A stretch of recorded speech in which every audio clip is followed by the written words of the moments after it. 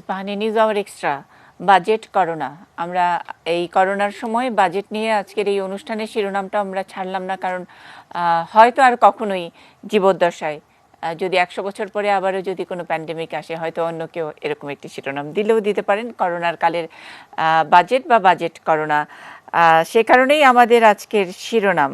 এবং এবারের বাজেটে আমরা অনেকে লক্ষ্য করেছি যে স্বাস্থ্যের বিষয়টি সবচেয়ে বেশি গুরুত্ব দেওয়া হয়েছে, যদিও আমরা যে সংখ্যার হিসেবে বা টাকার হিসেবে নয়, বাজেট বক্তৃতার যে গতানুগতিক যে ধারা আমরা সবসময় লক্ষ্য করি, তার মধ্যে সবার আগে স্বাস্থ্যের প্রসঙ্গটি, স্বাস্থ্য খাত প্রসঙ্গটি এসেছে। সুতরাং এই করোনাই আমাদেরকে অনেক কিছু উল্টে পাল্টে দিয়েছে, কখনো কোনোটা ভালোর দিকে, কোনোটা মন্দের দিকে। আসলেই কোন দিকে সেটা আমরা এই বাজেট বিশ্লেষণে বুঝবো আমাদের সঙ্গে যারা আছেন তাদের কাছ থেকে। আমরা আমাদের সঙ্গে পেয়েছি আব্দুল মান্নান এমপি, মাননীয় পরিকল্পনা মন্ত্রী, তিনি আমাদের সঙ্গে আছেন ডক্টর শামসুল আলম, পরিকল্পনা কমিশনের, তিনি কিছুক্ষণের মধ্যে আমাদের সঙ্গে যুক্ত হবেন। অর্থনীতিবিদ শফিকুজ্জামান, ডক্টর শফিকুজ্জামান আমাদের সঙ্গে আছেন রশিদ ই মাহবুব, সভাপতি জাতীয় স্বাস্থ্য অধিকার আন্দোলন। আমরা এনবিআরের সাবেক চেয়ারম্যান মোশাররফ হোসেন, ওনাকে আমরা পেয়েছি শফিউল ইসলাম মহিউদ্দিন এমপি, সাবেক সভাপতি, এবং এফবিসিসিআই ও বিজিএম এর সাবেক সভাপতি। কাজী আকরাম উদ্দিন আহমেদ আমাদের সঙ্গে আছেন, এফবিসিসিআই এর সাবেক সভাপতি, এবং সাংবাদিক মাসুদ কামাল স্টুডিওতে।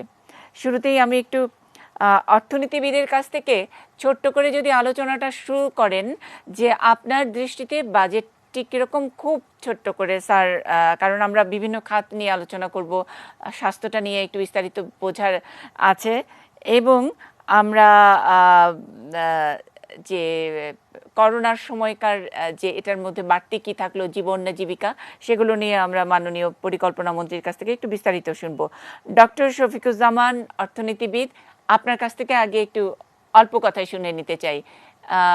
ইতোমধ্যে তো আমাদের অর্থমন্ত্রী পুরস্কৃত হয়েছেন, নন্দিত হয়েছেন শ্রেষ্ঠ অর্থমন্ত্রী হিসেবে। শ্রেষ্ঠ অর্থমন্ত্রীর এবারের একটা চ্যালেঞ্জিং টাইমের বাজেটটা কি খুব শ্রেষ্ঠত্বের দাবি রাখে? হ্যাঁ, ধন্যবাদ আপনাকে। আসলে এবার আমরা একটা ব্যতিক্রমধর্মী বাজেট করতে যাচ্ছি। এর আগে আমাদের এই অভিজ্ঞতা ছিল না। এতদিন আমরা সবচেয়ে বেশি গুরুত্ব দিয়েছি শিক্ষা, কৃষি, শিল্প, এই তিনটা খাতকে সবসময় প্রাধান্য দিয়েছি, এবং দাবি ছিল শিক্ষা খাতে সর্বোচ্চ বরাদ্দ দিতে হবে, কৃষি খাতে এবং শিল্প খাতে। এবার কিন্তু সবকিছু ছাড়িয়ে আসছে যেটা স্বাস্থ্য খাত, যেটা এর আগে 3 বা 4 নম্বরে ছিল। হ্যাঁ, যদিও শিক্ষা স্বাস্থ্য একটা অঙ্গাঙ্গি ভাবে জড়িত। এবার আসছে, সেটা কারণ হলো এর আগে যে অভিজ্ঞতা আমাদের ছিল না, করোনার কারণেই আজকে আমাদের করোনাকে সবচেয়ে গুরুত্বপূর্ণ দিয়ে এখানে সর্বাধিক বরাদ্দ দেওয়ার কথা এখানে বলা হচ্ছে, অর্থাৎ স্বাস্থ্য খাতে বরাদ্দ বলা হচ্ছে। আমি যতটুকু জানি, আমরা 32,365 বা এইরকম একটা ফিগার দেওয়া হচ্ছে, যা আগে ছিল এর চাইতে বা 4,000 কোটি টাকা কম, যদি আমি শুনে থাকি। আমি জানি এই স্বাস্থ্য সকল সুখের মূল, এটা আমরা আগেও শুনে আসছি, কিন্তু এবার আসছে একটা অন্যতম একটা ইয়ে হিসাবে, এটার গুরুত্ব অত্যন্ত বেশি।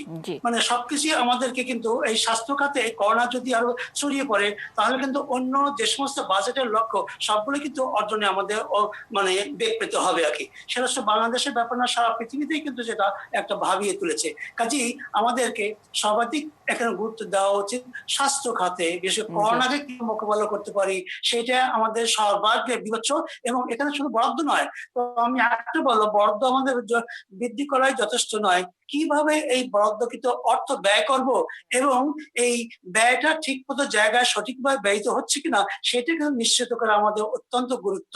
কত বরাদ্দ দিচ্ছি তার চেয়ে গুরুত্ব আমরা কিভাবে এটা ব্যয় করছি, সত্যিকারের সেই কার্যকরী প্রকল্পে গুলোকে, যেগুলো দরকারি প্রকল্পগুলো আমরা টাকা ঠিক মতো ব্যবহার করতে পারছি কিনা, সেটাই সবচেয়ে বেশি গুরুত্ব আমি বলছি। অনেক ধন্যবাদ স্যার। আমরা স্বাস্থ্য খাত বলছি, কিন্তু স্বাস্থ্য সেবা, স্বাস্থ্যের সঙ্গে সেবা ব্যাপারটি আছে। সেবা যখন শব্দটি বলবো তখন কিন্তু সেখানে সুশাসন এবং ম্যানেজমেন্টের বিষয়টি আসে। সেখানে কতখানি বরাদ্দ গেল? আমরা যদি স্বাস্থ্য খাত মোটা দাগের যখন দেখি, কয়টা এক্সরে মেশিন, কয়টা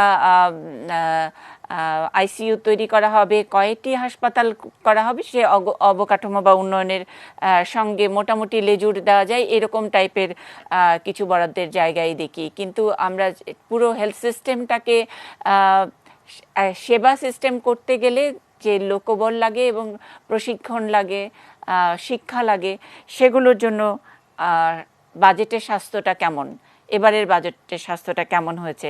আমি আব্দুল মান্নান এমপির কাছ থেকে একটু জানতে চাই, মাননীয় পরিকল্পনা মন্ত্রী, অর্থনৈতিক উত্তরণ ও ভবিষ্যৎ পথ পরিক্রমা এরকম একটি ট্যাগলাইন এবার শিরোনাম বাজেট বক্তৃতার, সেটাও যদি আপনি একটু রাজনৈতিকভাবে বা এই এই লাইনের দর্শনটাও যদি আমাদেরকে একটু ব্যাখ্যা করেন। দুটি প্রশ্ন।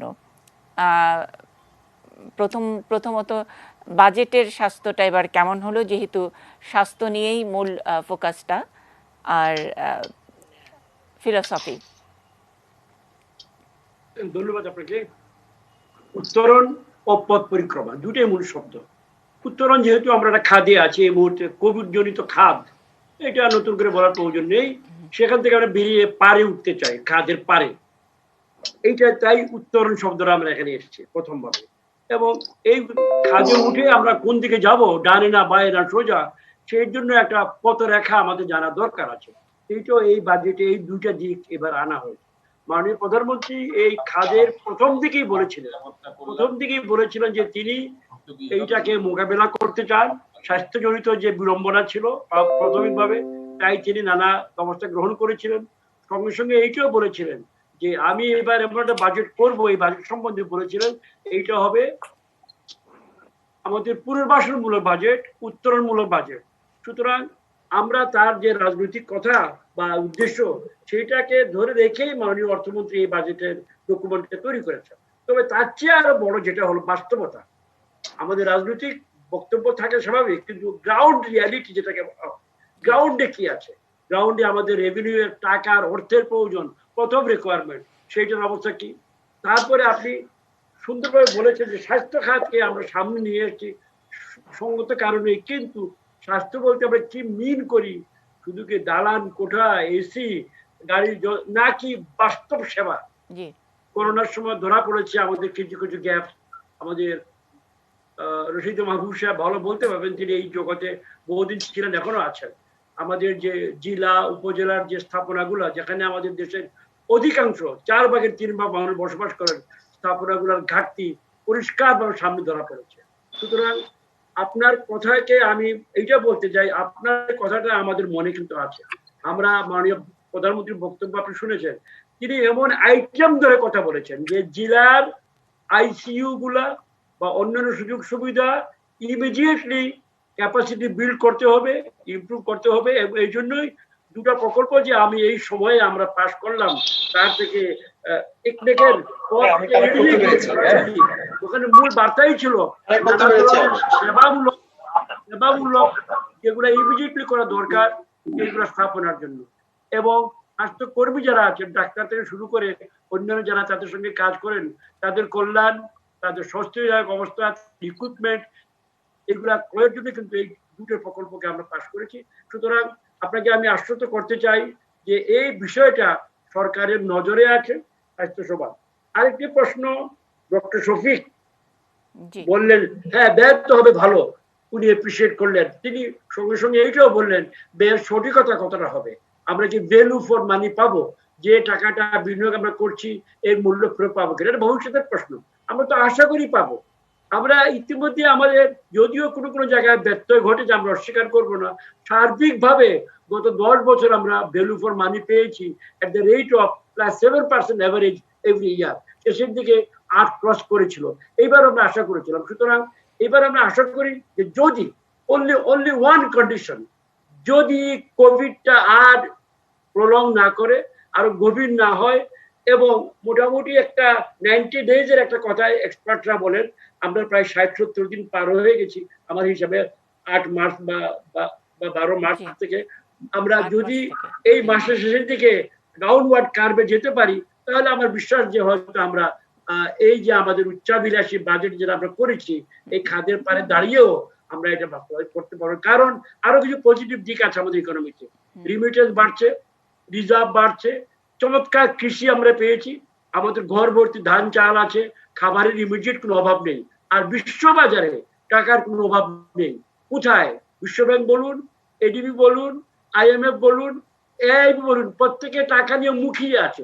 প্রচুর টাকা তারা আমাদেরকে কম সুদে এবার দিবে যদি আমরা ওই ধরনের প্রকল্প নিয়ে যাই, যে প্রকল্পগুলো মানুষের কল্যাণের জন্য স্বাস্থ্য খাতে, শিক্ষা খাতে, কৃষি খাতে, খাদ্য খাতে ব্যয় হবে। আমার বিশ্বাস এই সরকার সেগুলা করে এখন অভ্যস্ত। এই ধরনের কাজ অনেক আমরা করেছি, এবারও করবো। সুতরাং আমি ব্যক্তিগতভাবে মনে করি যে আমরা মোটামুটি হার্ড গ্রাউন্ডে আছি এবং আরো দিন দিন আরো হার্ড গ্রাউন্ডে যাবো। স্যার, আরেকটা জিনিস একটু বুঝতে চাই, এই বাজেট বক্তৃতার যেই বইটি, এখানে আপনি, আমার মনে আছে আপনি গতবার আমাদের অনুষ্ঠানেও আপনি খুব চমৎকার করে যেই বিভিন্ন গ্রাফ চার্টগুলো দেওয়া হয়, কেন দেওয়া হয় সেটা অনেক সময় আমরা দেখি না, বুঝতেও পারি না, সেটা আপনি ধরিয়ে দিয়েছিলেন। আমি শেষের পৃষ্ঠায় যেই সারণীটি, যেই গ্রাফটি দেওয়া হয়েছে সেটা সম্পর্কে একটু আপনার কাছ থেকে বুঝতে চাই, যেটা আপনি সহজ করে মানুষকে বোঝাবেন। এখানে দেওয়া আছে selected emerging economics ranked on 4 measures of financial strength. সেখানে বাংলাদেশের অবস্থান 9-এ আছে, প্রথমে বতসোয়ানা এবং 66-এ আছে ভেনেজুয়েলা। স্যার, এই বাজেট বক্তৃতার পিছনের প্রচ্ছদে দিয়েছেন, এটা জনগণকে একটু বোঝাতে হবে। নিশ্চয়ই এটা কোনো ক্রেডিট, সাফল্যের বিষয়। এইটার কথা বলছেন বলে জি স্যার, পেছনে যে টেবিলটা, জি স্যার, জি ওকে, এইটা টেবিলটা একটু টেকনিক্যাল ধরনের। আমি বোধহয় আমি নিজেও অতটা সুন্দর করে বলতে এই মুহূর্তে অনেক সময়ের প্রয়োজন। এটা হলো গিয়ে যে বিশ্বের প্রায় 33টি ইকোনমিকে তারা র্যাঙ্ক করেছেন। 33টি ইকোনমি বা দেশই বলতে পারো, আমরা ইকোনমি তো বোঝার দরকার নেই। র্যাঙ্ক করেছেন যে অন্তর্নিহিত শক্তি এই মুহূর্তে, কার স্বাস্থ্য কিরকম বুঝবে, কার অর্থনৈতিক স্বাস্থ্য কিরকম তারা তালিকাভুক্ত করেছেন। সর্বাগ্রে আছে 66টি দেশকে, 66 এখানে আমার কাছে 66 এই 66 এর মধ্যে আমরা এখানে 9 নম্বরে আছি। এটা একটা বিশাল একটা কৃতিত্ব আমি মনে করি আমাদের মধ্যে, দেশের জন্য। আমাদের উপরে আছে সৌদি আরবিয়া, ফিলিপিনের সাথে, এগুলো শক্তিশালী দেশ। সুতরাং এইগুলা পাবলিক ডেট, কতটা ঋণগ্রস্ত আমাদের দেশ। আমরা কিন্তু one of the lowest in the world. এইবারই প্রথম আমরা 5% লক্ষণ রেখা ক্রস করবো, 6-এ যাবো, এর আগে কখনো করি নাই। পাবলিক ডেটে আমাদের সুন্দর রং আমরা পেয়েছি, সেখানে আমরা ভালো আছি। ফরেন ডেট, বিদেশি ঋণ আমরা মানে কত ঋণগ্রস্ত, সেখানেও আমরা খুব ভালো স্বাস্থ্যে আছি।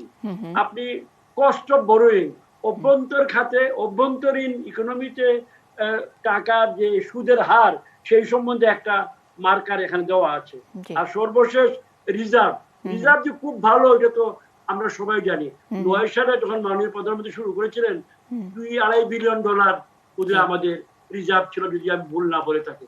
সেই জায়গায় এখনো রিজার্ভ বাড়ছে। আজকেও রিজার্ভ আরো শুনে আসলাম সকালে যখন আলোচনা হচ্ছিল, গভর্নর ছিলেন বাংলাদেশ ব্যাংকের, তিনি আজকেও বললেন তার রিজার্ভ আরো বেড়েছে কত, $200 বিলিয়ন। সুতরাং এই 4টা প্যারামিটার, 4টা খুঁটি গেড়ে 66টা দেশকে তারা এখানে তালিকাভুক্ত করেছে। এই তালিকায় আমরা 9তে আছি, 9 নম্বরে আছি। জি, আপনি যেটা বলছেন অর্থনীতির অন্তর্নিহিত স্বাস্থ্য বা শক্তি বলেছেন, এবং সেখানে আমরা কতটুকু শক্ত বা নড়বড়ে অবস্থায় আছি সেটা বোঝানো হয়েছে। সব জায়গায় আমরা ব্লু, হালকা ব্লুতে আছি। নীল, একেবারে ঘন নীল হলো সবচেয়ে বেশি সাফল্যের রং। জি, লাল সবচেয়ে খারাপ। আমরা নীলের মধ্যেই আছি, এবং এটা বোধহয় মোটামুটি সেলিব্রেট করার মতোই। অনেক ধন্যবাদ, অভিনন্দন স্যার। থাকবেন নিশ্চয়ই একটা বিরতির পরে, বাকি অনেক প্রশ্ন আছে।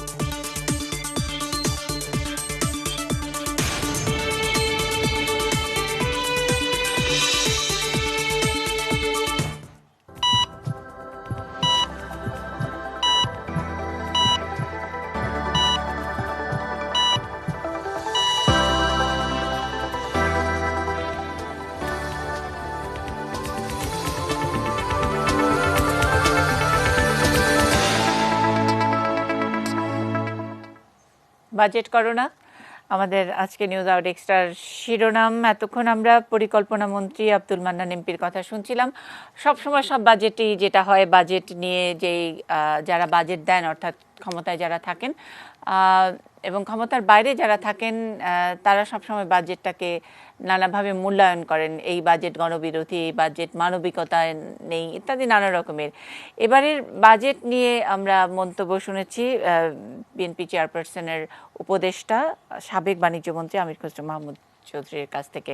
তিনি কি মন্তব্য করলেন, সেই মন্তব্যটি শুনে আমি মাসুদ কামাল আপনার কাছে আসতে চাই। তারপর পরই আমি আমাদের আলোচকরা যারা কানেক্টিভিটিতে আছেন তাদের কাছ থেকে শুনবো তাদের মন্তব্য। জিডিপি এবং রাজস্ব আহরণে যে প্রবৃদ্ধির লক্ষ্যমাত্রা নির্ধারণ করা হয়েছে সেটা দৃশ্যমানভাবেই প্রতারণার শামিল। জনগণের জীবন জীবিকা এবং মানবতার যে বিষয়টি আমি মনে করি সেটা উপেক্ষিত হয়েছে। বাজেটের বরাদ্দের বড় বড় কিছু অংশ যে মেগা প্রজেক্টগুলোতে দেওয়া হয়েছে, যেগুলো ইতিমধ্যে প্রশ্নবিদ্ধ এবং যেগুলো অপেক্ষা করতে পারত, অগ্রাধিকার ভিত্তিতে আসার কোনো প্রয়োজনীয়তা ছিল না এই বাজেটে। অথচ দেশের মানুষের স্বাস্থ্য খাতে, সামাজিক নিরাপত্তা খাতে সবচেয়ে বেশি অগ্রাধিকার দেওয়ার কথা। যে কালো টাকাকে সাদা করা শুধু নয়, যে প্রক্রিয়ায় সাদা করার কথা বলা হচ্ছে সেটাও দুর্নীতিকে অব্যাহত ভাবে থাকার একটা প্রয়াস আমরা দেখতে পাচ্ছি। মাসুদ কামাল অনেকগুলো পয়েন্ট বলেছেন। প্রতারণার সামিল, মানবিকতা উপেক্ষিত, মেগা প্রজেক্টগুলোকে প্রায়োরিটি না দিলেও পারত, স্বাস্থ্য খাত নিয়ে কথা বলেছেন এবং কালো টাকাকে সাদা করার যে প্রক্রিয়া সেটাকে তিনি সমালোচনা। মূলত মানে মোটা দাগে 3টা পয়েন্টই বলেছেন। তো সবগুলো বলতে গেলে তো সময় লাগবে, আমি শেষেরটাই ধরে বলি যে উনি কালো টাকা সাদা করার যে কথাটা বলেছেন। দেখেন, এই কালো টাকা সাদা করার বিষয়টা নিয়ে কিন্তু আমি নিজেও একমত না। আমিও মনে করি এটা খাওয়াটা এটা নৈতিকতা বিরোধী। সোজা আলাপ, টাকাটা কালো হয় কেন? কালো হয় এই কারণে উনি এমন কিছু জায়গা থেকে অর্থ উপার্জন করেন যেটা উনি বলতে পারেন না। তো বলতে না পারার অর্থ উপার্জনের পথগুলি কি কি? দুর্নীতি করেন, চুরি করেন, বাটপারি করেন অথবা লুণ্ঠন করেন, এই তো করেন যেটা উনি বলতে পারেন না। তো সেই টাকাটা উনি বলতে না পেরে বলা হচ্ছে কি, তুমি চুরি করেছো, ওকে তুমি 10% টাকা আমাকে দাও, তোমার চুরি নিয়ে এটা জায়েজ হয়ে যাবে, বৈধ হয়ে যাবে। এবং তা কেবল তাই নয়, এমনও বলা হয়েছে পরবর্তীতে এই টাকার উৎস সম্পর্কে তাকে দুদকে কিছু জিজ্ঞাসা করতে পারবে না। কোন আইনে কোথাও তাকে করা যাবে না। কোথাও যদি তাহলে কি আইন হলো? থাকে তারাও সেটাকে জিজ্ঞাসা। তাহলে এই জিনিসটা কি দাঁড়ালো? ওই যে বালিশ চোর, ওই যে বালিশ কিনা, পর্দা কিনা যে টাকাটা যেটা উনি পেয়েছেন, ওইটা যদিও হাতে নাতে ধরা না পড়ে তাহলে কিন্তু পরবর্তীতে এই টাকাটা ওনার টাকা হয়ে যাবে, এটা বৈধ টাকা। তো এই নিয়মটা চালু থাকাটা এটা স্বাভাবিক নয় এবং অনৈতিক, এতে কোনো সন্দেহ নাই। এবং এটা কতদিন চালু থাকবে তারও কোনো গ্যারান্টি নেই। বলা হচ্ছে আপনি সারা বছরে যে কোনো সময় জমা দিতে পারবেন। মানে চুরির যে মানে চোরদের জন্য এটা করা হচ্ছে সুযোগটা, এটা ভালো না। এটা পৃথিবীর খুব দেশে দিনের পর দিন এভাবে চলতে থাকে। এবার হলো কম সুদ, যেটাকে বলা হয় 10% ইন্টারেস্ট, যেটা আমাদের এখানে এটা কতদিন ধরে চলছে, কত বছর ধরে চলছে। আপনি যদি কেউ যদি মনে করেন ভুল ক্রমে টাকার প্রদর্শন করতে পারেনি, সম্পদ দেখাতে পারেনি, 1 বছর করেন, 2 বছর করেন, কত বছরের পর বছর ধরে চলে আসছে, কেন চলবে? এটা কোনো সুস্থ ব্যাপার হতে পারে না। প্লাস পাশাপাশি উনি কি বললেন, এটা দুর্নীতি করছে। তাহলে সেখানে কিন্তু আমার প্রশ্ন আবার, দেখেন উনি যে পার্টি করেন সেই পার্টির যিনি চেয়ারপারসন, উনি কি কালো টাকা সাদা করেননি? কেন করেছেন? তাহলে ওটা কি দুর্নীতির টাকা ছিল? ওনার অর্থমন্ত্রী তো এই কাজ করেছেন, তো ওটা কি দুর্নীতির টাকা ছিল নাকি?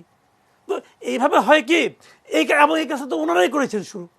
তো বিষয়গুলো হলো এখানে যে মানে জবাবদিহিতা না থাকার যে ব্যাপারটা, সেই ব্যাপারটা কিন্তু এখানে মানে প্রাতিষ্ঠানিক একটা স্বীকৃতি দেওয়া হয়।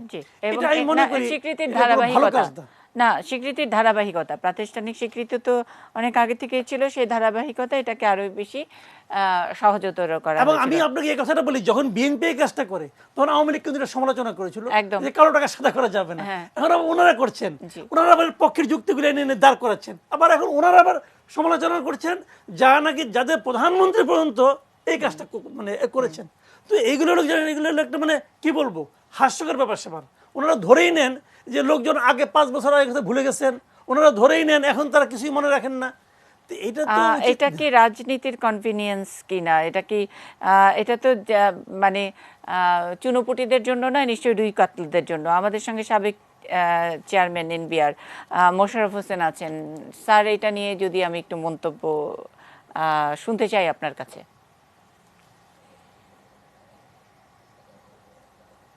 আপনার, হ্যাঁ, জি ঠিক আছে। জি, শোনা যাচ্ছে, জি। নিশা, আমি এক নাগারে একটু বেশি সময় কথা বলবো, এরপরে আবার হয়তো আমি সুযোগ নাও পেতে পারি, আমি অন্য আচ্ছা একটা প্রোগ্রামে চলে যাব। আচ্ছা, জি সার্বিকভাবে আমি বাজেটটি বলবো যে এবার পরিশ্রম করে করেছে, ভালো হয়েছে। আপনি দেখেন যে স্বাস্থ্য খাতে অন্যান্য বছর বরাদ্দ থাকে মাত্র 3%-এর নিচে, এবছর 7.2% করা হয়েছে, 41,000 কোটি টাকা দেওয়া হয়েছে। আবার আপনার সামাজিক সুরক্ষা খাতে 95,145 কোটি টাকা দেওয়া হয়েছে, এটি এই যে মোট বরাদ্দের প্রায় 18% মতো চলে গেছে। আচ্ছা, এখন এই যে কালো টাকা সাদা করার যে বিষয়টি, এটি যেভাবে সমালোচনা হচ্ছে, জি আসলে সেইভাবে সুযোগটা দেওয়া হয়নি। হুম এটা প্রথম সুযোগটা দেওয়া হয়েছে এমন ভাবে যে অলরেডি মনে করেন কারো স্থাবর অস্থাবর সম্পত্তি রয়েছে, হুম যেমন মনে করেন আমার বাপ দাদা বাড়ি ঘর করেছিল এবং সেগুলি উনি দেখান নাই, এখন আমিও দেখাই নাই। কেমন, এইটা তো অবৈধ চলে আসতেছে, কোন সময় যদি ট্যাক্স কর্তৃপক্ষ ধরে তাহলে কিন্তু আমার 12টা বাজবে। জি সেই জন্য এইবার বলা হয়েছে যে স্থাবর অস্থাবর সম্পত্তি যা আমার পজেশনে আছে, এটি যদি আগে দেখানো না হয়ে থাকে, এখন 10% দিয়ে সেটি দেখানো যাবে। আরেকটি বিষয় বলা হয়েছে যে শেয়ার মার্কেটে যদি কেউ বিনিয়োগ করে এবং সেটি যদি তার অপ্রদর্শিত আয় থেকে থাকে, সেটিকে আগামী মানে এখন যে বিনিয়োগটা করবে এটাকে লক করে রাখতে হবে 3 বছর পর্যন্ত। আচ্ছা তো সেইভাবে এই দুইটা বিনিয়োগ পরিষ্কার করা হয়েছে। এই যে এই আপনার স্থাবর অস্থাবর সম্পত্তি, ফ্ল্যাট, বাড়ি, এইসব। আরেকটা হইলো সঞ্চয়পত্র। অনেক সময় আমি যখন জাতীয় রাজস্ব বোর্ডে কাজ করেছি, আমরা দেখেছি যে অনেক সময় অনেকে বেনামি চিঠি লিখে আমাদের কাছে ধরাই দিত যে ওনার কাছে 80 লাখ টাকার সঞ্চয়পত্র আছে। তখন আমরা সেটাকে করতাম কি, যে এই এটাকে ট্যাক্স ধার্য এবং জরিমানা এরকম সহ দেখা যাইত যে 40% 50% আমরা নিয়ে নিতাম। আচ্ছা এখন করা হয়েছে যে সঞ্চয়পত্র যদি কেউ ক্রয় করে জমা করে রেখে থাকে আগে, এগুলি এখন দেখিয়ে সেইটাকে আপনার 10% দেখিয়ে তারপরে সেইটাকে বৈধ করতে পারবে। তবে একটা প্রশ্ন আসতে পারে যে 10% ইয়েটা হারটা কম হয়ে গেছে, এর জি সাথে হয়তো আরেকটু জরিমানা যোগ করলে মন্দ হতো না। আচ্ছা এখন আমি আর কয়েকটা বিষয় ট্যাক্সের বিষয়ে আসি, যে এইবার ভালো দিক ট্যাক্সের একটা রিলিফ বিশেষ করে করোনার জন্য করেছে, যে করমুক্ত আয়ের সীমা 2,50,000 থেকে বাড়িয়ে 3 লাখ টাকা করা হয়েছে। বয়স্কদের জন্য 65 বছর প্লাস এবং মহিলাদের জন্য সেটা 3.5 জি সেটাও বাড়ানো হয়েছে। এবং আরেকটা করেছে মার্জিনাল ট্যাক্স পেয়ারদের জন্য 5%, আগে যে মিনিমাম ট্যাক্স রেট ছিল 10%, সেটি 5% করা হয়েছে। তবে এই 5% এর যে সীমাটা, সেটি মাত্র 1 লাখ টাকার জন্য, অর্থাৎ 3 লাখ টাকা হইলো মাফ, আর 1 লাখ মানে 4 লাখ টাকা পর্যন্ত যার সেইটা, এরপরে আবার 10-15 এরকম। তবে উচ্চ সীমা যেটি আছে সে 30% থেকে কমিয়ে 25% করা হয়েছে। এই জায়গায় আমার একটু অবজারভেশন আছে যে এইটাকে 25% এ না করলেও হতো। জি আরেকটা জিনিস এইবারের ইনকাম ট্যাক্সে করা হয়েছে, সেটি হলো আপনার কর্পোরেট ট্যাক্স 2.5% কমানো হয়েছে। এটি কিন্তু আবার একেবারে সবার জন্য করা হয় নাই। ব্যাংক, আর্থিক প্রতিষ্ঠান, তারপরে মোবাইল ফোন, তারপরে সিগারেট, এদেরটা আগের মতোই আছে। তো শুধুমাত্র করা হয়েছে যারা নন লিস্টেড কোম্পানি তাদের জন্য, এতে করে খুব বিনিয়োগ আপনার বাড়বে বলে আমি মনে করি আর কি। আর এখন আরেকটা জিনিস আমি এখানে রাজস্ব আদায়টা স্যার, রাজস্ব আদায় নিয়ে অনেকেই প্রশ্ন করছেন এই জি এখানে এটা আমি বলি যে বর্তমান যে চলতি বছর আছে, এই বছর 30শে জুন শেষ হবে, রাজস্ব যে লক্ষ্যমাত্রা আছে এর কাছেও যাবে না। মানে এটা একেবারে বিরাট একটা ধস। জি কিন্তু এটাকে কাউকে দোষ দেওয়া যাবে না। আমরা তো জানি যে গত ফেব্রুয়ারির পর থেকে, মার্চ থেকেই আর মানে রাজস্ব অ্যাক্টিভিটি ছিল না। জি হচ্ছে না। কিন্তু আগামী বছরের জন্য একটা টার্গেট ধরা হয়েছে 3,30,000 কোটি টাকা। এটা যদি আহ, আমাদের আহরণ করতে হয়, যদি জাতীয় রাজস্ব বোর্ড আহরণ করতে হয়, তাহলে জুলাই থেকেই কিন্তু সিচুয়েশন ভালো হইতে হবে। জি পুরা ইকোনমিক অ্যাক্টিভিটি চলতে হবে, তারপরে আপনার ইম্পোর্ট এক্সপোর্ট সারা ওয়ার্ল্ড এর সব সিচুয়েশন ভালো হইতে হবে। এটা মনে হয় আমরা আশা করতে পারি না। আরো মন্দা দশাটা আরো বেশ কয়েক মাস চলবে। সেই জন্য এই যে রাজস্ব টার্গেটটি আছে, এটি উচ্চাভিলাষী বলা চলে। তবে এখন যেটি করা হয় সাধারণত, যেহেতু বড় বাজেট করা হয়, বড় বাজেট হলে বড় রাজস্ব লক্ষ্য জি 68,000 কোটি, অর্থাৎ আগের যে 5,01,000 কোটি আছে এটা থেকে 67,000 কোটি টাকা বড় বাজেট। এবং এবার কিন্তু আবার 5% বাজেট ডেফিসিট রাখা হয়নি, 6% করা হয়েছে। তারপরেও এই রাজস্ব লক্ষ্যমাত্রাটি এই 1,000 কোটি টাকা, যদি ইকোনমিক অ্যাক্টিভিটি আমাদের কোভিড সিচুয়েশন আর আগামী 3-4 মাস ভালো না হয়, তাহলে কিন্তু এটি আদায় করা সম্ভব হবে না। তবে আমি বলবো যে এই রাজস্ব আহরণের ক্ষেত্রে জাতীয় রাজস্ব বোর্ড কিছু উপায় তারা চিন্তা করে রেখেছে, এটাও ভালো উদ্যোগ। যেমন ধরেন, ট্যাক্সের ক্ষেত্রে যাদের টিআইএন নম্বর আছে তারা অনেকে কিন্তু রিটার্ন সাবমিট করে নাই। এইবার আবার এটা তারা রিটার্ন সাবমিশনটা বাধ্যতামূলক করা হয়েছে, এবং আশা করছে জাতীয় রাজস্ব বোর্ড যে নতুন টিআইএন ধারীদের মধ্যে অন্তত 5 লক্ষ হয়তো সাবমিট করবে রিটার্ন, এবং সেখানে কিছু ট্যাক্স পাওয়া যাবে। তবে নতুন টিআইএন ধারী তারা যদি মার্জিনাল ট্যাক্স পেয়ার হয়, তাহলে খুব বেশি ট্যাক্স পাওয়া যাবে না। জি এখানে একটা বিষয় স্যার, এখানে একটা প্রশ্ন থাকে যে তারা মানে তাদেরকে কি বাধ্য করা হবে, মানে এই যে বলছে যে তাদেরকে বাধ্য করা, কিভাবে বাধ্য করবে, মানে এটার ইমপ্লিমেন্টেশনটা কি? ইমপ্লিমেন্টেশনটা এখন প্রত্যেক ট্যাক্স অফিসে হিসাব আছে, তাদের টিআইএন আছে, জি তাদেরকে বাধ্য করা হবে, তাদেরকে নোটিশ দেওয়া হবে। কিন্তু এটার ক্ষেত্রে কিন্তু আমি আরেকটা লিমিটেশনের কথা বলে রাখি। আমি জাতীয় রাজস্ব বোর্ডের শেষ দিকে, বিশেষ করে গত নভেম্বর ডিসেম্বর মাসে প্রশাসনিক সংস্কারের, প্রশাসনিক পুনর্বিন্যাস বাড়ানোর জন্য একটা প্রস্তাব দিয়ে আসছি। এটি যদি বাস্তবায়ন করে তাহলেই মাত্র ধরা সম্ভব হবে। বর্তমান যে জনবল আছে তাদের দিয়ে কিন্তু এই খবরদারির যে কাজটা আছে এটি আচ্ছা, মানে আম, তার মানে কি ওই যে ওই ভেজাল বিরোধী অভিযানের মতন কি এই যে এই ধরনের ম্যাজিস্ট্রেসি আবার শুরু হবে নাকি, যাদের টিআইএন নাম্বার আছে তাদেরকে ধরে ধরে তাদের বাধ্য করবে, নিয়ে যাবে, এইটা কি সম্ভব নাকি? না, এটা একটা চেষ্টা হবে, এবং তারা কিন্তু মানে পুরা টার্গেটটা ধরে নাই যে সবাইকে আনতে হবে। যেমন মনে করেন এখন তো রিটার্ন সাবমিট করে 20 থেকে 22 লাখ, আর টিআইএন আছে প্রায় 50 লাখের মতো। কাজেই এখানে এই যে সবাইকে টার্গেট করে নাই, 5 লাখ তারা টার্গেট করেছে। এই যাই হোক, যদি 5 লাখও প্রথম বছর বাড়ে ট্যাক্স দাতা, তাহলে মন্দ হবে না। আরেকটা জিনিস আমি যেটা বলেছি, যে যদি প্রশাসনিক সংস্কারের মাধ্যমে আয়কর office, VAT office, customs office, এই অফিসের সংখ্যা বাড়ে, তাহলে রেভিনিউ বাড়ার একটা ভালো লক্ষণ আসবে। আরেকটি বিষয় এখানে আমি একটু গুরুত্ব দেই, আমরা শুরু করে দিয়েছিলাম যে মেশিনের ব্যবহার ভ্যাট আদায়ের ক্ষেত্রে।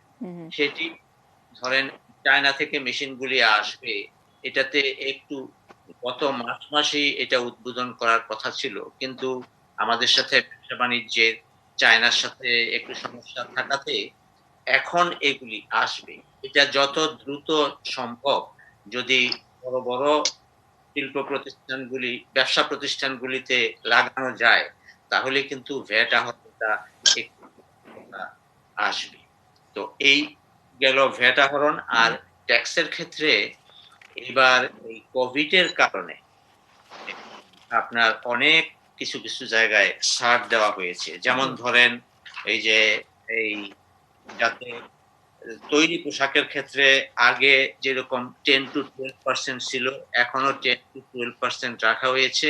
এটা কিন্তু আবার 2 বছরের জন্য এইবার করা হয়েছে। প্রত্যেক বছর 1 বছরের জন্য করা হয়, এবার 2 বছরের জন্য একসাথে করে ফেলা হয়েছে।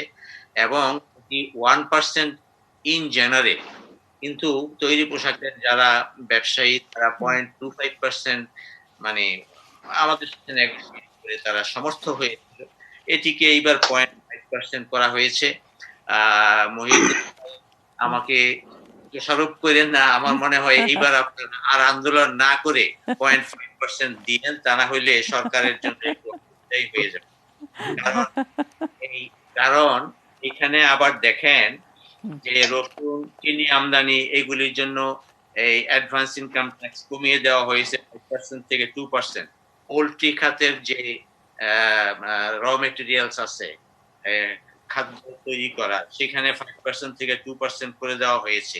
এরকম আরো অনেক ক্ষেত্রে ট্যাক্সের পরিমাণ কমানো হয়েছে, সাপ্লিমেন্টারি ডিউটি কমানো হয়েছে। সেটা কি মানে আমরা বলছি যে সাধারণ মানুষ আর সাধারণ খেটে খাওয়া মানুষের জন্য কতখানি সুবিধা হবে, মানে যেই সব প্রোডাক্টগুলোর কথা বলছি গার্মেন্টস সেক্টরের জন্য যে 2 বছরের জন্য করে দেওয়া হলো, ঠিক আছে, সবই তো মানে একটা বিশেষায়িত খাতের জন্য, কিন্তু আমরা তো দেখলাম কোভিড পরিস্থিতিতে খেটে খাওয়া হতদরিদ্র মানুষ আরো একটু ভালনারেবল হয়েছে তাদের। সাধারণ খেটে খাওয়া মানুষদের জন্য নিত্য প্রয়োজনীয় দ্রব্যের উপর যে ট্যাক্স, যেমন চাল, আটা, চিনি সরবরাহ পর্যায়ে একটা ভ্যাট আছে আপনার, সেটা ছিল ভ্যাট না ট্যাক্স, সেটা ছিল 5%, সেটাকে 2% করে দেওয়া হয়েছে। তো এরকম আপনার আরো কিছু কিছু ক্ষেত্রে কমানো হয়েছে। তবে ওই পেঁয়াজের উপর অনেকে বলবে যে পেঁয়াজ আমদানি যদি বেশি হয় তাহলে আবার পেঁয়াজের আমদানির উপর এখন যে 5% দেওয়া হয়েছে এটি হয়তো পরে কমাইতে হইতে পারে। আর যদি আমাদের কৃষকরা ভালো উৎপাদন করে তাহলে এটা মন্দ হবে না। আর আপনার আরো কিছু বিষয় আমি হয়তো পরে আবার বলবো, কিন্তু যে গুরুত্বপূর্ণ যেই বিষয়টা আছে যে ভ্যাট আইনে বেশ কিছু সংশোধন আনা হয়েছে মধ্যখানে, যে হয়তো আমরা অনেক দিন পরে ভ্যাট আইনটি গত বছর থেকে চালু করেছি। চালু করার ক্ষেত্রে ব্যবসায়ী এবং এনবিআর সবাই মিলে কিছু অসঙ্গতি লক্ষ্য করেছিল। সেই স্যার ভ্যাট আইনটা নিয়ে আবার শুনবো আপনি পরের দফায় সুযোগ পেলে। আমরা বলছি বাজেট, করোনা এবং করোনার পরিস্থিতিতে স্বাস্থ্যটাই এবার সবচেয়ে বেশি ফোকাস হয়েছে, গুরুত্ব পেয়েছে। আমি একটু এই স্বাস্থ্য যে বরাবর আগে প্রায়োরিটির লিস্টে পঞ্চম ষষ্ঠ অবস্থানে ছিল, এবার একেবারে অন্তত বাজেট বক্তৃতায় সামনের দিকে এসেছে। আমাদের সঙ্গে আছেন রশিদি মাহবুব, জাতীয় স্বাস্থ্য অধিকার আন্দোলনের সভাপতি। আমরা যেহেতু বাজেট করোনা নিয়ে কথা বলছি, আপনি একটু কতখানি সন্তুষ্ট এবং এখান থেকে আমরা স্বাস্থ্য সেবা জিনিসটা কতখানি নিশ্চিত করতে পারবো এই বাজেট পরিকল্পনা থেকে? আপনি ঠিকই বলেছেন যে এবারে বাজেটে করোনাতে অনেক টাকার অঙ্কে অনেক, প্রায় 40,000 কোটি টাকা প্রধানমন্ত্রী, পরিকল্পনা মন্ত্রী এবং অর্থমন্ত্রী ধন্যবাদ পাওয়ার যোগ্য। কিন্তু আমার কিন্তু আসল বাজেট কিন্তু রয়ে গেছে 23 কোটি টাকা সেবা খাতে, আর বাকি 6 কোটি টাকা কিন্তু রয়ে গেছে স্বাস্থ্য, শিক্ষা এবং পরিবার পরিকল্পনা খাতে। So at the end of the day আমার কিন্তু ওই 23 কোটি টাকার মধ্যে আবার একটা হচ্ছে রেভিনিউ, আরেকটা হচ্ছে ডেভেলপমেন্ট। রেভিনিউতে আপনার হয়তো 11, ডেভেলপমেন্টে 12, কিংবা রেভিনিউতে 12, ডেভেলপমেন্টে 11। এটা কিন্তু এই সেন্সে কিন্তু ওই রেভিনিউ অ্যান্ড ডেভেলপমেন্টের যে বাজেট সেটা কিন্তু আগের মতোই রয়ে গেছে, 3,000 কোটি টাকা ওখানে বাড়ছে। সেই বাড়াটার মধ্যে আবার বর্তমানে সরকার অনেক নিয়োগ দিয়েছে, জি এরা কিন্তু আপনার ওখান থেকে বেতন ভাতা দিয়ে নিবে। একইভাবে 10 কোটি টাকা যেটা আপনারা বলছেন থোক যেটা ঠোক প্রণোদন, ঠোক জি রেখে জি ঠোক রেখেছে। হুম। আরো আছে বিদেশিদের দেওয়ার ইমার্জেন্সি রিসপন্ডের জন্য কিছু টাকা আছে। মাননীয় অর্থমন্ত্রী আরেকটা কাজ করেছেন, সেটা হচ্ছে গবেষণার জন্য কিছু টাকা 3-4 কোটি টাকা রেখেছেন এবং ডাক্তারদের প্রণোদনার জন্য রেখেছেন। এখন আমার প্রশ্ন হচ্ছে, মূল বাজেট কিন্তু স্বাস্থ্য খাতে বাড়েনি, করোনাতে বাড়ছে। করোনা না থাকলে হয়তো আমার এই টাকা হতো না। জি আমার কিন্তু ফ্যাব্রিক্সটা, হুম, স্বাস্থ্যের ফ্যাব্রিক্সটা কিন্তু ছিঁড়া, হুম, হুম, এবং যার খারাপ দৃশ্যগুলো এখন আপনাদের কাছে উন্মোচিত হয়েছে। জি সুতরাং এই টাকা দিয়া আপনার কিন্তু স্বাস্থ্য খাতের কোনো উন্নতি হবে না বলে আমার বিশ্বাস। হুম, কারণ এবারও এখান থেকে কিন্তু টাকা ফেরত গেছে, জি তাদের সক্ষমতা প্রতিবার নাই বলে হুম হুম পারে নাই। সুতরাং সক্ষমতাবিহীন একটা মন্ত্রণালয় ওভারনাইট সক্ষমতা বাড়াতে পারবে, এটা আমি বিশ্বাস করি। হুম হুম একইভাবে বলছি যে করোনার আপনারা 10,000 কোটি টাকা বা 13,000 কোটি টাকা যাই বলেন, আমার কাছে কিন্তু মূল উপাদান হচ্ছে করোনা রোগী বিনা পয়সায় চিকিৎসাটা পাচ্ছে কি? হুম, মহামারীতে রাষ্ট্রের যে নৈতিক দায়িত্ব, সেই নৈতিক দায়িত্বটা কি পালন হবে? এবং সেটাও কিন্তু ফেল করে।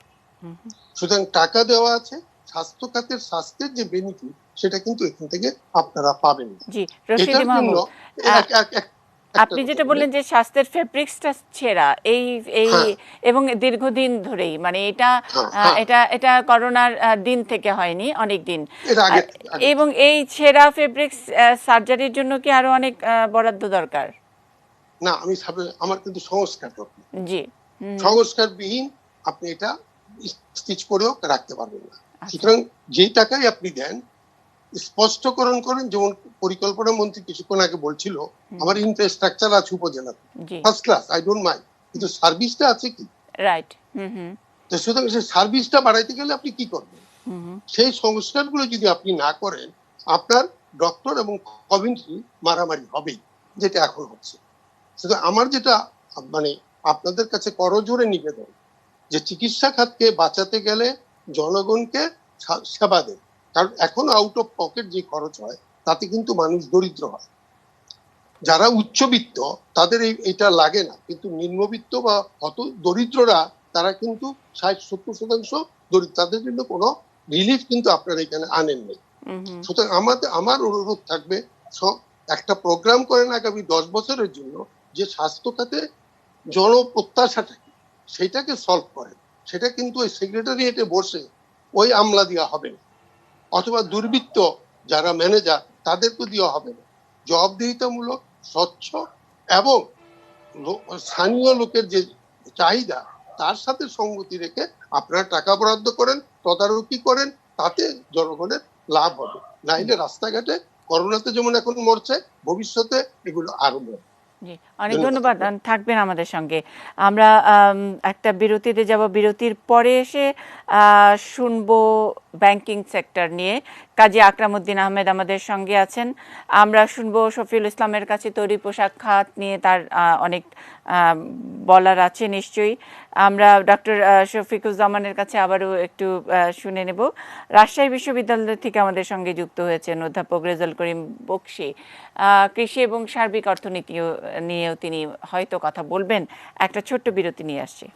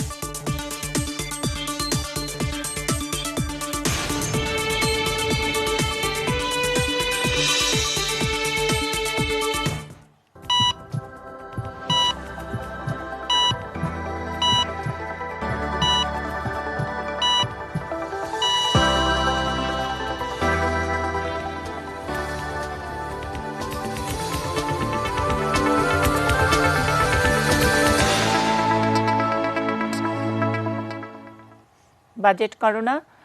আজকের শিরোনাম, এফবিসিসিআই এর সাবেক সভাপতি এখন কথা বলবেন কাজী আকরাম উদ্দিন আহমেদ। আমরা ব্যাংকিং খাত নিয়ে আপনার মন্তব্য শুনতে চাই, বাজেটে আপনি যেটা লক্ষ্য করেছেন।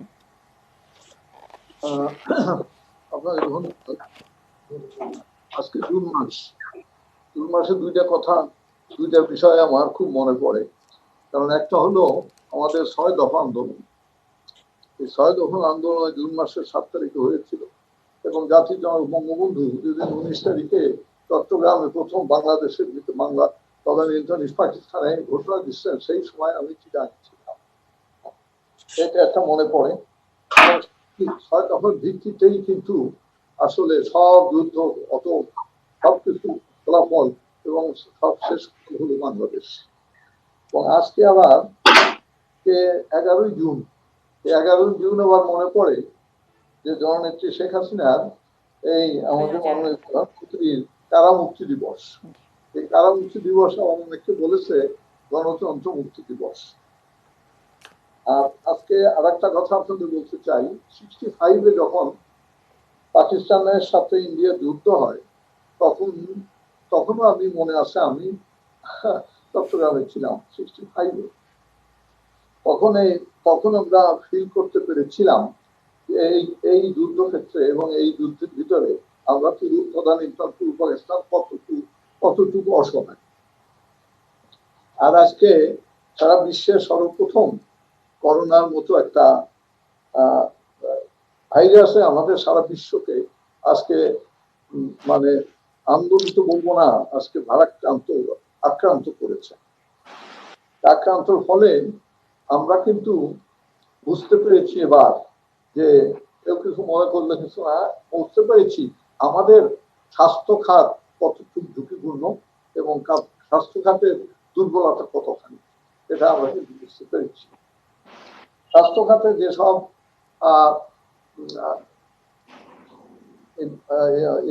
আমাদের বরাদ্দ দেওয়া হয়েছে প্রতি বছরই, ধরেন এবারে তো বলেছেন অনেকেই, এবারে বিশেষভাবে করা হয়েছে। স্বাস্থ্য খাতে 5.1 সেবা খাত আছে, তারপরে থোক বরাদ্দ আছে, তারপর 100 কোটি টাকা তারা করোনায় যারা আক্রান্ত হবেন, যারা চিকিৎসা করছেন তাদের জন্য, এসব মিলিয়ে অনেক এসেছে। ঠিক এইভাবে বিভিন্ন সময় কিন্তু 10 বছর 11 বছর 15 বছর কমতো, কিন্তু এই খাতটা যা কিছু পার্মানেন্ট মানে সাস্টেইনেবল ডেভেলপমেন্ট করা দরকার ছিল, সেইটা না করে আমরা শুধু মেশিনপত্র কেনাকাটার ব্যাপারে খুব ব্যস্ত ছিলাম, আমিও দেখেছি অনেকটা। সেই জন্য আমরা আজকে সেই মেশিনপত্র আমাদের কিন্তু বড় বিশেষ কোনো কাজে আসে নাই। এখনো অনেক মেশিনপত্র অনেক জায়গায় দেখা যায়, অনেক মেডিকেল কলেজে এসে বাক্সবন্দি হয়ে পড়ে আছে। সেই জন্য আজকে আমি বলবো যে জননেত্রী শেখ হাসিনার কথা একটা কথা আমি সকালে একবার বলেছিলাম যে উনি যখন প্রথম প্রধানমন্ত্রী হন 96-এ, তখন 97, 98-এর সময় ইবিএসা প্রধান অর্থমন্ত্রী ছিলেন। উনি অর্থমন্ত্রী থাকা অবস্থায় বাজেটের সময় মাননীয় প্রধানমন্ত্রীর সাথে মিটিং করতে গেলেন গণভবনে বসা। আমি সেখানে ছিলাম, আমি আগেই ঢুকেছিলাম। তখন উনি যখন সব আলাপ করে উনি যখন বেরিয়ে যান, তখন জননেত্রী শেখ হাসিনা ওনাকে বললেন, মাননীয় প্রধানমন্ত্রী, যে ইবিএ সাহেব দেখেন আমার মানুষের জন্য কষ্ট না হয়। এই কথাটা আজকে বলছি কেন, যে আমাদের মাননীয় প্রধানমন্ত্রী মানুষকে এতই ভালোবাসে, না হলে করোনার ভিতরে কোনো দেশের প্রধানমন্ত্রী প্রেসিডেন্ট এইভাবে সব কাজে ব্যক্তিত্ব হয়নি, কোন জায়গায় নেই। আজকে অ্যাসেম্বলিতেও কেউ সারাদিন বসেছিলেন, আজকেও আছেন, এবং আত্মীয় স্বজনের ভিতরে এবং তার বন্ধুদের ভিতরে তার ছেলে মেয়ে সবাই কিন্তু অত্যন্ত উদ্বিগ্ন যে কেন উনি এটা এত দূর এক্সপোজ করছেন কেন। কিন্তু এটা করছেন কেন, উনি বলেছেন যে মানুষের চাইতে বড় কিছু নাই। আর বঙ্গবন্ধু তার অসমাপ্ত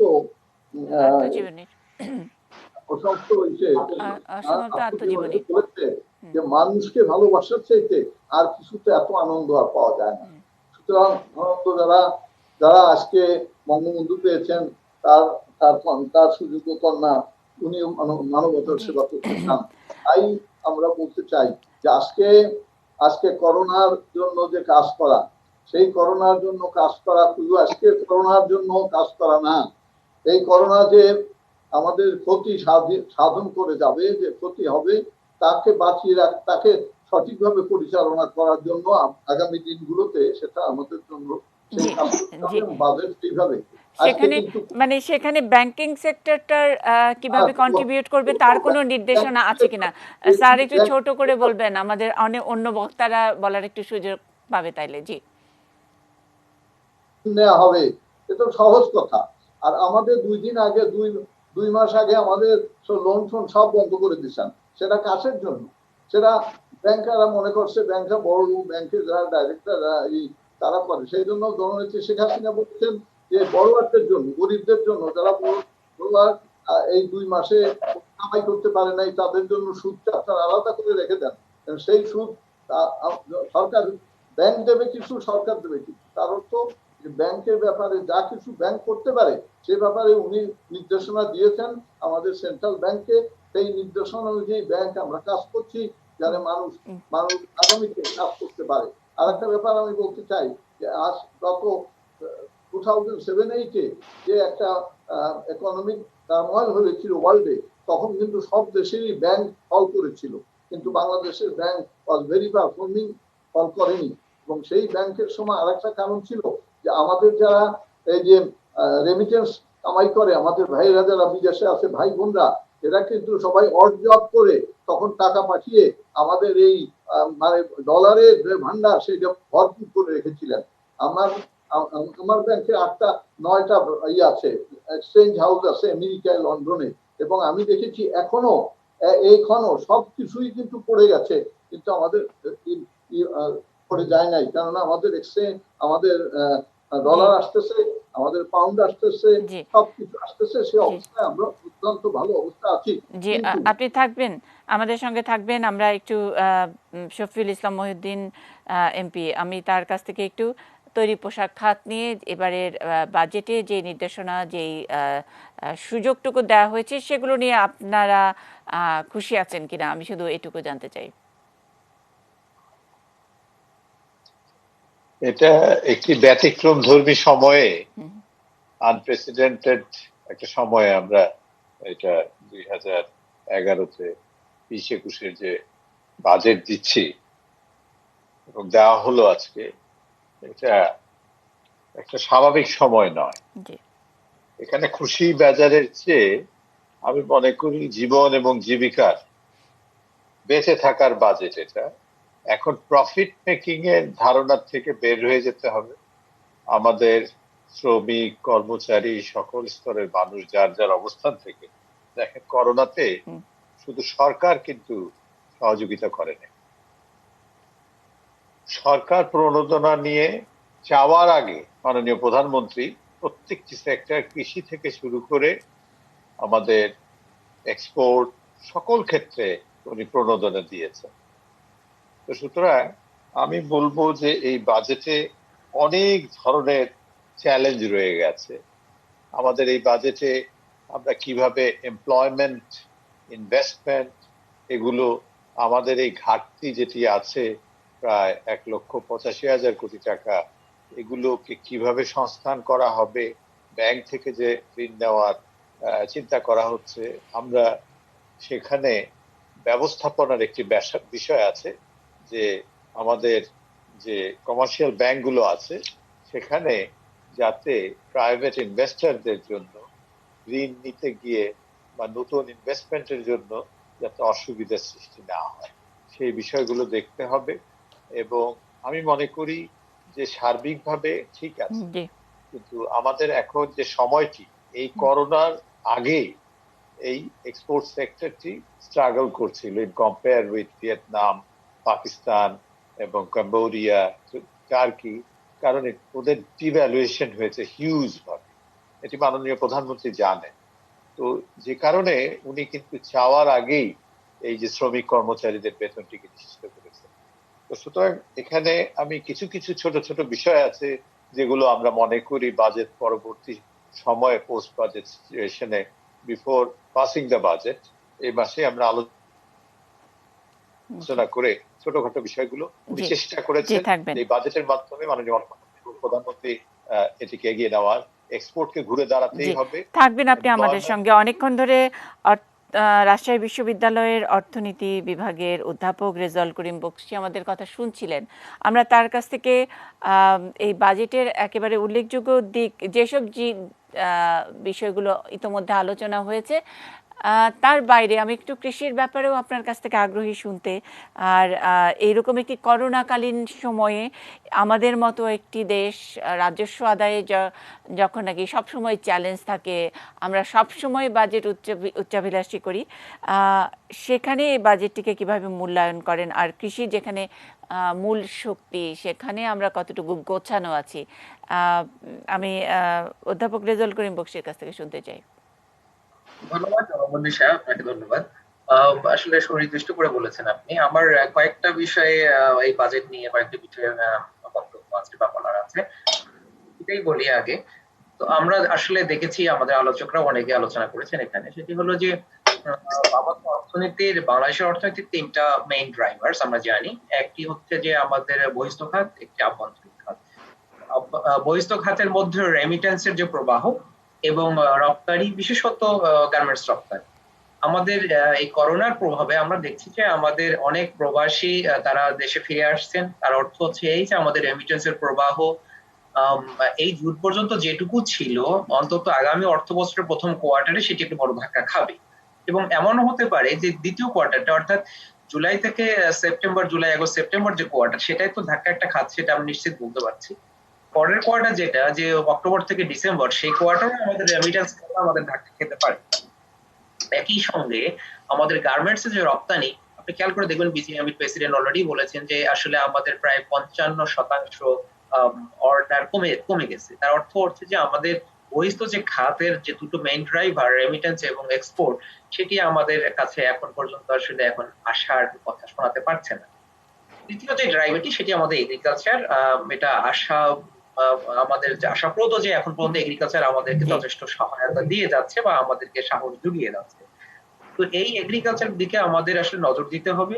এবং এক্ষেত্রে আমি যেটা বলবো যে শুধু কৃষি নয়, আসলে পুরো গ্রামীণ অর্থনীতি নিয়ে এখন এই মুহূর্তে ভাবার বিষয় আছে। কৃষি বলতে আমরা যে কৃষি মানে পণ্য বা শস্য বুঝিয়ে থাকি সেটি নয়, এর বাইরে আসলে আমাদের কৃষি যে শিল্প, সেখানে হাত দিতে হবে। কারণটা হলো এই, করোনা কিন্তু আমাদের কর্মসংস্থান এবং উৎপাদনকে মারাত্মকভাবে সংকুচিত করছে। আপনারা খেয়াল করে দেখবেন যে গ্রামে গঞ্জে, ইভেন মফস্বল শহরগুলো, আমি রাজশাহী থেকে কথা বলছি, এখানে হোটেল, দোকানপাট সবকিছু কিন্তু বন্ধ হয়ে গেছে। মানুষজন যেহেতু আতঙ্কে আছে, কেউ দোকানপাটে যাচ্ছে না। তো ফলে কর্মসংস্থান মারাত্মকভাবে সংকুচিত হয়েছে। এই অবস্থায় কর্মসংস্থান তৈরি করতে পারে আমাদের গ্রামীণ যে শিল্পগুলো, সেগুলো যেমন ফর এক্সাম্পল আমরা বলছি যে পোল্ট্রি শিল্প, ফিশারি শিল্প, বা গ্রামীণ অবকাঠামো নির্মাণ বা বৃক্ষরোপণ। ইভেন হতে পারে যে নব্য দারিদ্র যে সৃষ্টি, আমরা জানি বিশেষ করে যে নদী ভাঙন বা এই কারণে যে প্রাকৃতিক দুর্যোগের কারণে যে দারিদ্র যে সৃষ্টি, সেটা আমাদের আসলে বন্ধ করতে হবে। এটি এক নম্বর দিক আমি যদি বলি। আর বাজেটের দিকে যদি আমি আরেকটু দিকে তাকাই, করোনার প্রভাবের কথা যদি বলি, তাহলে আপনারা খেয়াল করে দেখবেন যে আমাদের এবারে করমুক্ত আয় 2.5 লক্ষ টাকা থেকে 3 লক্ষ টাকা করা হয়েছে। তো উদ্দেশ্যটা কি? উদ্দেশ্যটা হলো এই যে মানুষের জীবনযাত্রা যেন একটু সহনীয় হয়, কর ভার যেন একটু কম থাকে। কিন্তু এখানে আমি কিন্তু দেখছি আসলে দ্বৈততা রয়ে গেছে বা দ্বিচারিতা রয়ে গেছে। একদিকে আমরা করমুক্ত আয় বাড়ালাম যাতে মানুষের, স্যার, দ্বিচারিতার অংশটুকু একটু আগ্রহ নিয়ে শুনতে চাই, এবং দর্শকদেরকে একটু তো কৌতূহলে রাখতেই হয়।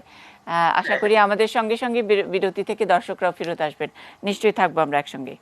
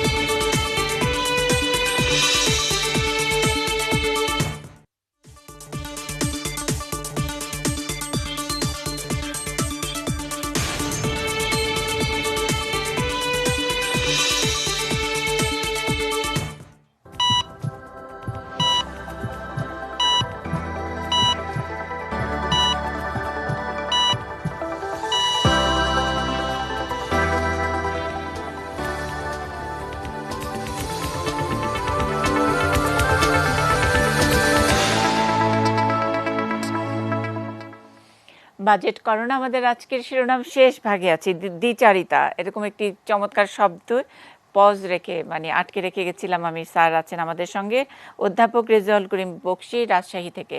স্যার খুব দ্রুত শেষ করবেন, হাতে সময় নেই। আসলে যে বিষয়ে বলছিলাম যে আমরা করমুক্ত আয়ের সীমা 2.5 লাখ থেকে 3 লাখ টাকা আমরা মানে দেখেছি। এটা আমরা আশা করেছি যে হয়তো অর্থমন্ত্রী চিন্তা করেছেন যে মানুষের জীবনযাত্রা যাতে সহনীয় থাকে সেই জন্য। কিন্তু একই সঙ্গে আমরা যেটা দেখছি যে অনেক নিত্য প্রয়োজনীয় যে দ্রব্য তার উপরে কিন্তু তিনি শুল্ক বাড়িয়েছেন, যেমন পেঁয়াজের উপরে থেকে শুরু করে অনেকেই বলেছেন। তারপরে আপনি দেখছেন যে আমদানিকৃত ফলমূল, শিশু খাদ্য, গুঁড়া দুধ ইত্যাদি ইত্যাদি অনেক অনেকের উপরে, এবং মোবাইল যে খরচ সে খরচের উপরে ট্যাক্স বসিয়েছেন। এতে করে যেটা হবে যে আপনার যখন আসলে মানুষের জীবনযাত্রা ব্যয় বেড়ে যাবে, তাহলে করমুক্ত যে আয়ের যেটা বাড়লো সেটি কিন্তু আসলে আর সুফলটা মানুষ আর পেল না, কারণ আপনি আয়কর দিচ্ছেন না, কিন্তু পরোক্ষ কর, শুল্ক কর সেটাই আপনি দিয়ে যাচ্ছেন। ফলে আপাত দৃষ্টি আসলে এটার কোনো লাভ সাধারণ মানুষ পাবে বলে মনে করি না। আর একটি বিষয় আমি আর একটা লক্ষণীয় যেটা করবো সেটা হচ্ছে যে আমাদের এই যে করোনা সেটা কিন্তু আমাদেরকে আসলে দেখিয়ে দিল যে সামাজিক নিরাপত্তা বেষ্টনী যেটা প্রচলিত আছে সেটি কিন্তু আসলে পর্যাপ্ত নয়। এই সামাজিক নিরাপত্তা বেষ্টনীর নামে আমরা যেটা দেখছি আসলে সেটি আসলে এক ধরনের আসলে দুর্নীতির যে বেষ্টনী, দুর্নীতির বেষ্টনীর কারণে আমরা দেখছি যে উপকারভোগী বা সুবিধাভোগীর তালিকা করতে গিয়ে নির্বাচিত জনপ্রতিনিধিরা কিরকম আসলে জনবিচ্ছিন্ন হয়ে পড়ছেন, তারা বরখাস্ত, তারপরে এমপি মন্ত্রীদেরকে বাদ দিয়ে শেষ পর্যন্ত সরকার প্রধান কি করলেন, যে আমলাদেরকে দিয়ে তালিকা করাচ্ছেন। তো এই যে আসলে যে সামাজিক নিরাপত্তা বেষ্টনী, সেই সামাজিক নিরাপত্তা বেষ্টনী প্রশ্নবিদ্ধ, এটার আওতা বাড়িয়ে আসলে লাভ হবে না। এটা প্রয়োজন আসলে সেটি হচ্ছে যে সার্বজনীন স্বাস্থ্য ব্যবস্থা 1 নম্বর, এবং 2 নম্বর হচ্ছে সার্বজনীন পেনশন ব্যবস্থা। দুটো যদি আমরা কার্যকর করতে না পারি তাহলে আমরা মধ্যম আয়ের দেশ কিংবা ভিশন 2041 বা ভিশন 2021 এগুলো আসলে আমাদের জাস্ট গাল ভরা গুলি হিসেবে থেকে যাবে, শুনতে ভালো লাগবে কিন্তু কাজের কাজটা আসলে হবে না। আপনি যদি সামগ্রিক অর্থনীতির দিকে তাকাই, আমি যেহেতু সময় কিন্তু বলছি, এটি হচ্ছে যে সমষ্টিগত আপনি খেয়াল করবেন যে এবছর অর্থমন্ত্রী বলেছেন যে 1,90,000 কোটি টাকা বাজেট ঘাটতি। এই যে 1,90,000 কোটি টাকা বাজেট ঘাটতি, এটি রেকর্ড পরিমাণ জিডিপির 6% থেকে আসবে। আমাদের এনবিআর এর যে সাবেক চেয়ারম্যান উনি কিন্তু একটু আগে বলে গেলেন যে এটি খুব চ্যালেঞ্জিং, যে কর রাজস্ব আয় আদায় হবে না। তো এটি আমিও একমত যে কর রাজস্ব যে লক্ষ্যমাত্রা সেটি আসলে আদায় হবে না আমাদের দেশে। তো ফলে অর্থায়নটা কোত্থেকে হবে? আমরা যে প্রস্তাবিত 5,68,000 কোটি টাকা বাজেট দিচ্ছি, অর্থায়ন কোত্থেকে হবে তখন ঋণ একটা বিষয়। তো ঋণ নেওয়া অর্থ হচ্ছে এই যে তখন আমাদের যে দেশীয় যে বিনিয়োগকারীরা আছে তারা ব্যাংক থেকে আর পর্যাপ্ত অর্থ পাবে না, কারণ সরকার ঋণ গ্রহণ করে ফেলে। 2 নম্বর হচ্ছে কর যখন হচ্ছে না, ঋণ যখন হচ্ছে না, তখন সরকার কিন্তু দ্বিতীয় আর একটা ধাপে যায়, যেটা আমরা জানি বাজেটের সময় উল্লেখ থাকে না, পরবর্তীতে আসে ধাপে দাম। সেটি হলো কি, গ্যাসের দাম বাড়বে, বিদ্যুতের দাম বাড়বে, জ্বালানি তেলের দাম বাড়বে। এটি কিন্তু মানুষের জীবনকে দুর্বিষহ করে বলবে। এটা কিন্তু এখন জুন মাসে কেউ বলবে, এটি পরবর্তীতে ঘটবে। তার সঙ্গে আর কি ঘটবে, নোট ছাপানো। যখন লাস্ট রিসোর্টে নোট ছাপানো, যখন নোট ছাপানো হবে তখন কিন্তু মূল্যস্ফীতি দেখা দেবে, তার মানে হচ্ছে আবারও সাধারণ মানুষের উপরে বোঝাটা যাবে। এই যখন অবস্থা, তখন কিন্তু আসলে সামষ্টিক অর্থনীতি নিয়ে আমি কিন্তু আশাবাদী করতে পারছি। আর প্রবৃদ্ধি যেটা লক্ষ্যমাত্রা ধরা আছে 8.2%। স্যার আমরা শেষ করব, হাতে একদমই সময় নেই। মানে খুব বেশি আশাবাদের কথা আপনি বলছেন না, বাজেটে অন্তত দেখতে পাচ্ছেন না। 1,90,000 কোটি টাকার ঘাটতি রেখে যে আমরা বলছি যে লোন নির্ভর হবে। আমরা একটু আগে যেই চার্ট, যেই সারণীটা আমরা দেখতে বুঝতে চাইলাম মাননীয় পরিকল্পনা মন্ত্রীর কাছে, এখানে আমাদের পারফরমেন্স কিন্তু খুবই ভালো, আমরা সবাই ব্লুতে আছি।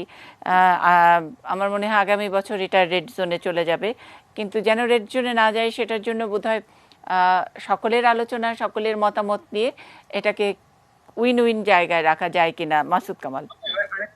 না, আসলে কি রাখা যাবে বলা কঠিন, এগুলি তো অঙ্কের হিসাবে অনেকভাবে অনেক কিছু দেখানো যায়। এই জন্যই বললাম ব্যাংকের থেকে ঋণ, এবার এই বাজেটে কিন্তু ব্যাংকের থেকে প্রায় 85,000 কোটি টাকা কিন্তু লোন নিচ্ছে গভর্নমেন্ট। তো আপনি লোন নিয়ে কদিন, তাই না? আবার দেখেন সাধারণ মানুষের উপর চাপটা কিন্তু বাড়ছে।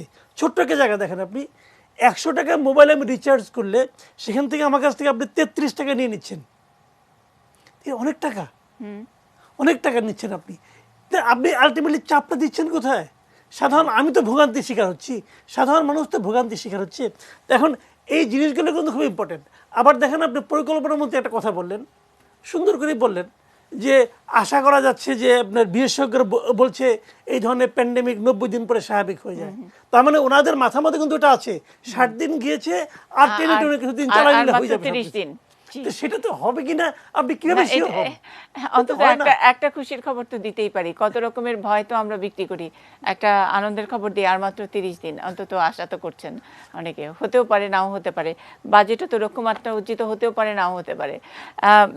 একেবারে শেষ লাইন শুনতে চাই আমি, শেষ মন্তব্য নিব রশিদ মাহবুব, তিনি আমাদের, যেহেতু আমরা বাজেট করোনা নিয়ে কথা বলছি, মাসুদ কামাল শেষ করবেন আপনি? না, আমার আর কিছু বলার নেই, আমি একটু ওনার কাছ থেকে শুনতে চাই। আচ্ছা, রশিদ মাহবুব, যেহেতু আমরা যে বাজেটের যে স্টিং যেটি দেখাচ্ছি বাজেট লেখাটা, সেটার মধ্যেও একটা স্টেথোস্কোপ, অর্থাৎ পুরো বাজেটটার মধ্যেই ঘুরিয়ে ঘুরিয়ে দেখা হচ্ছে কোথায় হার্টবিটটা ভালো, কোথায় খারাপ, কি অবস্থা। বাজেটের স্বাস্থ্য নিয়েই কথা বলছি। রশিদি মাহবুব, শেষ মন্তব্য আপনার কাছ থেকে শুনতে চাই। আমার মন্তব্যের কিছু নাই, যেহেতু একটা ক্রাইসিস আছে, মানুষকে রিঅ্যাসুরেন্সের জন্য এই কথাগুলি বলা। আমি কিন্তু আবার বলে যাচ্ছি, করোনা যদি বেশি এক্সটেন্ড করে তাইলে রাস্তাঘাটে, এখন তো অ্যাম্বুলেন্স দিয়ে ঘুরে, তখন ডেড বডি কিন্তু রাস্তাঘাটে ঘুরে থাকে।